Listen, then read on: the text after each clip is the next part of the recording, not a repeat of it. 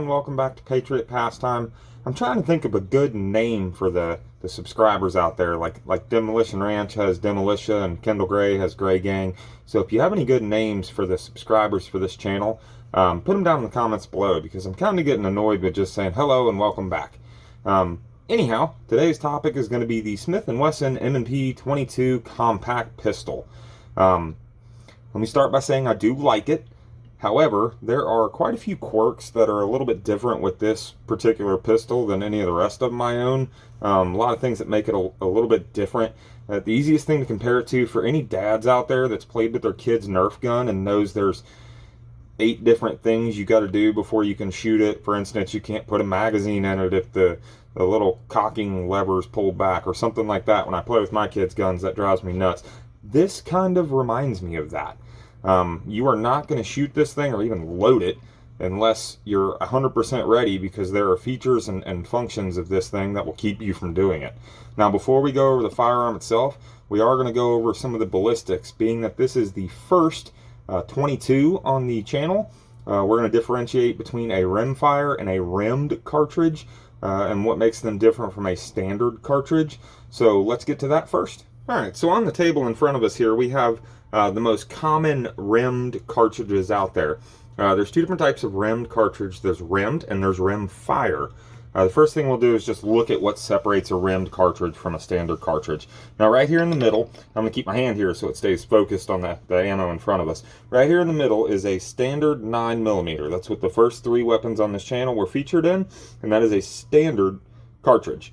Now to the this side of that, we have a 38 Special and a 357 Magnum. You can see at the bottom that little thing that actually touching the wood there, that's called the rim. And if you notice, on the 9mm, it is flush with the side walls of the cartridge. So when I put this pointer down there, the rim does not stick out past that. When I do that to the 38 Special, the rim actually sticks out further than the casing itself, and that's what makes it a rimmed cartridge.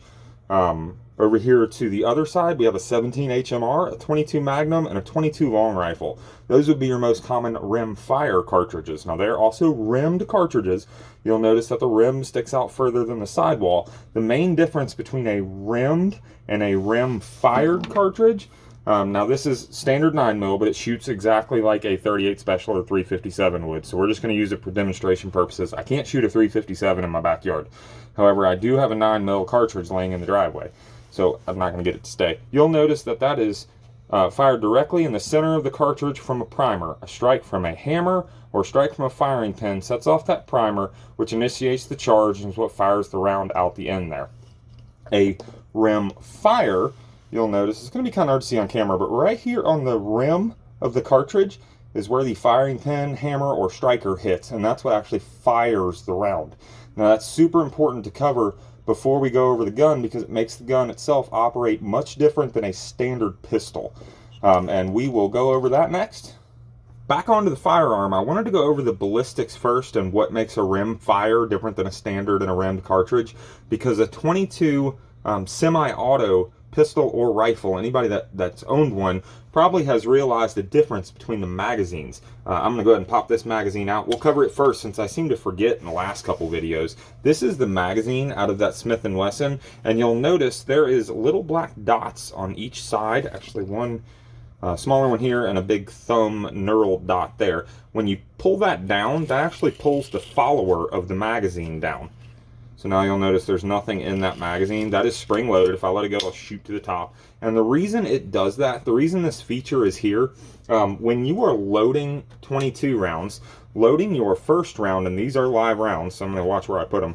Loading your first round isn't that big of a deal, but now when you load your second round, again, these are rim fire, which means when the firing pin or hammer hits the side of the rim, that is what sets it off. So the last thing you want to do is be taking the side of that rim and digging it into the top of the magazine to force that back. So most, if not all, most of your 22 semi-autos have this feature on the magazine so that you can pull the follower down and take the tension off and set the next round in there. Keeps you from being too rough on that rim. It's very rare. I've never heard of it happening in any of my close friend group. I'm sure it has, which is what this feature is for. If you read the owner's manual of the Smith & Wesson M&P 22, that's what that feature is for. It's for reloading. It's not to make it easier to reload, it's to make it safer. So let's get these rounds out of this magazine, and then we'll start on the firearm. That's what everybody came here for. The first thing we'll do, just like we do on any firearm, is clear it. We are going to use the patented finger test. See there? Nothing in there. You saw me take the nice shiny magazine out. We will pull the slide back, although you might not be able to see it. There we go. You got a black hole in there. Nothing in the chamber. So I talked about this gun being different, almost like a Nerf gun, for the amount of safeties. First and foremost, it has the slide safety up here, and it is ambidextrous. It is on both sides. I like that. The Beretta has that. Your 1911s have that. I'm okay with this. What I don't like about it is you can push that slide safety up, and then it comes with a key. What did I do with it? Here it is. It's just a tiny little, I think it's a Torx, maybe an Allen down in there. Once that's up, there's a hole right behind it. I'm going to call it the driver's side. This is the driver's side of the gun. On the driver's side, there is a hole right behind that. You can stick this little key in there and turn it 180 degrees, and now you can't turn the safety off. The problem is, it's a neat feature, don't get me wrong, Taurus does that too with its hammers. It's a neat feature. What I don't like about it is this safety is plastic, and it bends a lot. So if you have this thing locked in that position and forget that and take it to the range and go to turn that safety off, you're gonna break it. I can tell just by moving it around, and the fact when I move this side, far side, when I move the far side, you can see that side wiggle. You can see how much flex is in that. That seems like a huge vulnerability to the lower on this pistol. My guess is if you break the safety, the pistol's useless, because usually the safety is what blocks the slide on this particular type of pistol. And if that safety is broke, you're going to have a real hard time operating your slide. The next safety, and this thing has 3 safeties on it, believe it or not. 2.5. I'm going to call it 2.5. I'll show you why in a second. Here's the first safety we went over. The second safety is a trigger safety. Now this thing is aggravating. I have big hands and big fingers, and this is a tiny magazine or trigger well, which makes this not that big of a problem. But you'll notice we went over some trigger safeties in the past, and it didn't look anything like this. This trigger safety, you have to straighten the trigger out before you can actually squeeze the trigger. So if you just pull the trigger, it won't fire. You have to straighten it out. And again, I have big fingers, so I do that naturally. However, when I'm firing a normal pistol, I like to use the meat of my finger up here, not the point of my finger. That takes some of the tension off, makes you more accurate. I also grip as high to the gun as I can in a trigger well, because it makes the trigger easier to pull versus way out here on the end. It gets a little notchy and gritty. So this, for anyone with smaller hands, would be very aggravating. Again, for me, it's not that big of a deal. However, when I'm slow squeezing, it's half the trigger pull and kind of drives me nuts. And the last safety, and why I said 2.5 and not 3, is because the trigger won't fire. You'll notice safety on, off, and again, we are clear here. Nothing in it, no magazine in it yet. Trigger will not fire until you take, this magazine is empty. I did take those loaded rounds out. Once you put the magazine in, now it will fire. And it will fire, it will lock to the rear when the magazine's empty. But if you drop the mag out, let's slide forward, put the mag back in, it will fire again. However, if the mag is not in there, you cannot fire this firearm.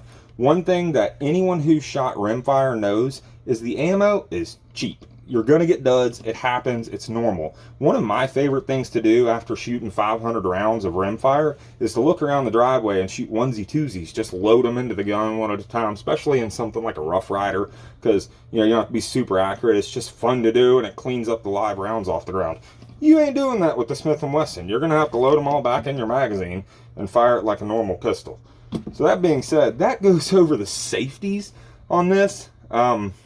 The next video, next video is I don't want to spoil anything. The next video, just know, has one trigger safety, and that is it. You'll see a preview of it at the end of this video. So this one is quite a bit different. I get it. It's a Rimfire. It's also the compact version. So a lot of youth, adults or children may be firing this gun. It's probably good to have that many safeties, but for your average shooter or somebody who shoots a lot, it's annoying. So now we will go over the disassembly first, and then the assembly of this gun, and it's a little bit different than any of the pistols we've covered so far. Now, the first thing you do anytime you're disassembling a firearm is check it to make sure it's clear. I know we've been handling this thing a lot. It's not going to hurt anything just to check it one more time. Now, because this is the threaded barrel edition, and then there's a couple videos on YouTube that say this thing does not come with a threaded barrel. You have to get the barrel separate. I bought this thing right from the Smith & Wesson website with a threaded barrel. So I don't really know what they're talking about. However, you can find a threaded barrel right out of the factory. You just have to look a little bit harder for it. Now, because this is a threaded barrel, the first thing we have to do is lock the slide to the rear using our slide lock right here, like a standard pistol. Move that slide lock up, lock slide to the rear. This has a thread protector on it. And get that off there. And this comes threaded with a standard 1/2x28. Because 22 subsonics are super easy to find and the cans are dirt cheap for them, this is the most commonly suppressed gun, so it doesn't surprise me that this thing comes with a threaded barrel, and it doesn't surprise me it comes with a 1/2x28, because that's the most common thread pitch for a suppressor. Now, this thing did come with a thread protector, and then this little adapter on the end also has to come off. I don't know this thread size, and it's irrelevant because it's behind the slide when the slide is forward, so it's not something you're ever going to have to match unless it's a part from Smith & Wesson. But in order for this barrel to come out of the slide, out of this hole, this has to be off. If this stays on, and I'll show you once we get it all put back together, if this stays on, you can't get the slide off the end of the barrel. This radius or diameter is too big. So once you have that thread adapter off, on the back to the driver's side of the pistol, same side as the slide lock or the mag release, there's a takedown lever. Grab that and flip it down towards the magazine. That's it. That's all you'll do. For that, it's not spring, or it is spring loaded, but it springs down and back up, so you don't have to fight a spring the whole time. There is no extra button you have to push on the other side. You just grab that and push it forward. Now, here's what makes this a little bit different. A normal pistol, or the ones in the past, you would just grab the slide and pull it forward off the end of the gun. However, when the Smith & Wesson, the 22 here, the barrel is actually attached to the slide. It is part of the frame, part of the lower of the pistol. So you actually take the slide off of the barrel. So the easiest way I found to do this is leave it locked in the rear position, and then you have to lift up on it. Don't let it go, because you'll shoot that recoil spring across, and then take the slide off forward. See, that's what I was talking about. You can't get the let's take the spring out. You can't get the slide off the end of the barrel. Focus. With that adapter on there. I will put it back on just so you can see what I'm talking about. We don't have to put it on all the way. There you go. So the adapter's on there and the slide's back on. If you don't take that off, it won't come off. So we'll take that adapter back off so we can take it all apart. Now, I did this really quick, so you probably didn't even see me do it. Or maybe you did and you got a really good sense of awareness there. The recoil spring is in the front. It does not come off with the slide. It stays in the frame, believe it or not. So you just turn your lower forward and it will essentially fall out. Now, I'm going to leave this oriented exactly how it came out, because it's kind of important to note on the back of this recoil spring, you'll notice there is a, I'm going to call it a wedge here. There's an angled side, and that has to go facing, the angle has to go facing up whenever you put it back in. If you try to put it in the other way, you can force it in there, but you'll never get your slide back on, and then you'll wonder why in the world it's not working. So that has to go up. And this is a double spring. There is a smaller spring inside of a bigger spring. So this thing is heavy. Naturally, it's a short barreled pistol, so it kind of has to be heavy in order to keep the slide operating well. As far as the lower goes, again, full polymer lower. I definitely wouldn't put this thing in an ultrasonic cleaner, just because the barrel's attached, the entire gun is right here, short of the little rimfire striker in the top slide of this. I wouldn't put this in here. It's a 22 barrel and you can look right through it. Hit it with the bore brush right here and you're just fine. And then get down in the trigger and you know your feed ramp right here. You can clean that and polish it real good. I've probably shot 500 rounds through this and I ain't cleaned it once. So if it's dirty, I apologize. But you can get in there and clean that little brush or a, you know, some memory or microfibers. Ugh, can't talk today. Real easy. And not have to worry about anything coming loose in an ultrasonic cleaner. I would do this by hand. Haven't done it yet, but I'm going to. As far as disassembly, just like I talked about, put your recoil spring in. Make sure that angle piece is pointing up. Ugh, just like that. Once that's in there, you have to take your slide. You can see we have the recoil spring hole down here in the barrel hole. You have to align the recoil spring and barrel hole. Let me point it at the camera. You can see it kind of, maybe if I get it to focus. You can see it there. Once you have that lined up, you will pull the slide back all the way to the locked position and then set it back down. You see, all I'm doing is setting it down and letting it go forward. Now, don't just let it go because there's still quite a few loose parts on this gun you don't want flopping around. So I'm holding pressure on with my thumb up here to make sure everything stays together. It still will move a lot until you have the takedown lever flip back and the nut or the adapter back in the end there. That's what actually makes the slide mesh up nice and neat with the barrel. You'll notice there's a huge gap around it right now until that's back on there. The first thing we're going to do is flip that takedown lever though. Just like that. Once that takedown lever is flipped, now we can rack our slide as normal. It's still going to have a lot of play in it, just because you can see that barrel moving around in there now.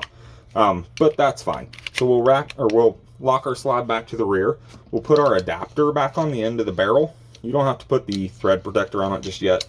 I tightened this with a pair of pliers the first time, and it took a lot to get off. So I think what I'm going to do, I'm sure they make Smith & Wesson makes a special wrench because it's got some flat sides on it. Might be kind of hard to see. I'm too cheap for that. So I'm just going to hand tighten it. And if I have any issues with it seizing up or falling off in the future, then I'll look at maybe purchasing that wrench and go from there. Once you have that adapter back on, let your slide back forward. And now you'll notice everything meets up nice and neat and all your play is gone out of there. After that, we can put our thread adapter back on. And that will wrap up the Smith & Wesson M&P 22. Again, I told you from the start, I do like this gun. It just has a lot of quirks that are different than anything else I'm used to. That takes some getting used to, especially the safeties. That is going to wrap up this video on the Smith & Wesson M&P 22. As far as a preview for the next firearm we're going to do, as much as I don't want to do it and it makes me nauseous just touching it, I feel like it's required on this channel as America's favorite, a Glock. So if you want to see the overview of a Glock, tune in next time and we will certainly do it. That's it for now. Hope you enjoyed. See you next time.